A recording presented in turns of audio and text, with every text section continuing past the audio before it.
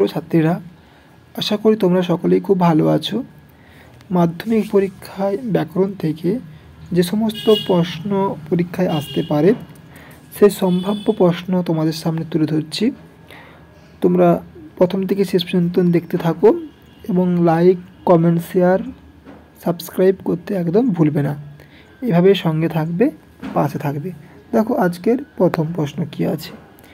আসক্তির অপর নাম হলো, কয়ে বলা হয়েছে যোগ্যতা, ক্ষয়ে বলা হয়েছে অনুসর্গ, গয়ে বলা হয়েছে আগ্রহ, ঘয়ে বলা হয়েছে নৈকট্য। কী হবে উত্তর বলো? উত্তর হবে নৈকট্য। এবার আসছে আমরা 2 নম্বর প্রশ্ন।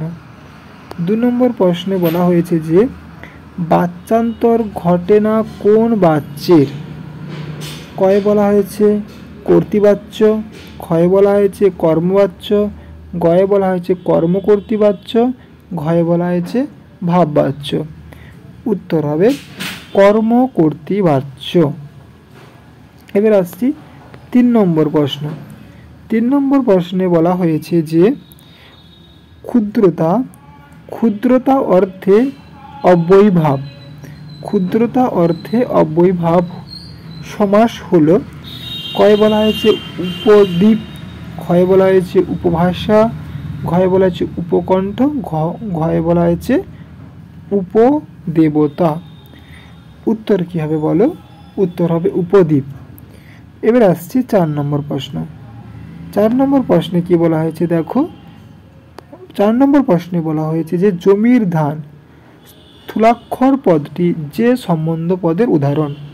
কয়ে বলা হয়েছে উপাদান সম্বন্ধ, ক্ষয়ে বলা হয়েছে জন্মজনক সম্বন্ধ, গয়ে বলা হয়েছে অপাদান সম্বন্ধ, ঘয়ে বলা হয়েছে নির্ধারণ সম্বন্ধ।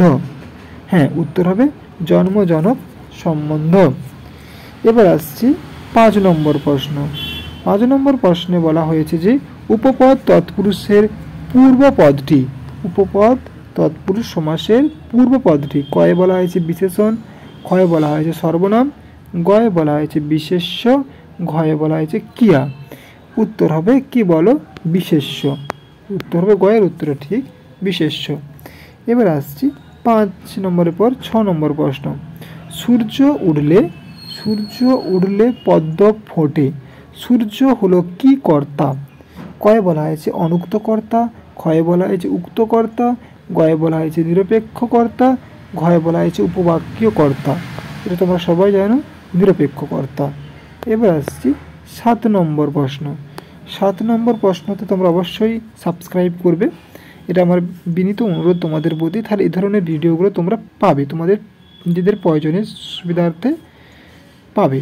চলো 7 সহজেই পেয়ে যাবে। 7, বাক্যের মূল বিধেয় অংশকে বলে, বাক্যের মূল বিধেয় অংশকে কি বলে?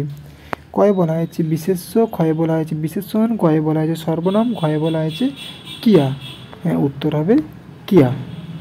এবার আসছি 8 নম্বর প্রশ্ন, অর্থাৎ সর্বশেষ প্রশ্ন।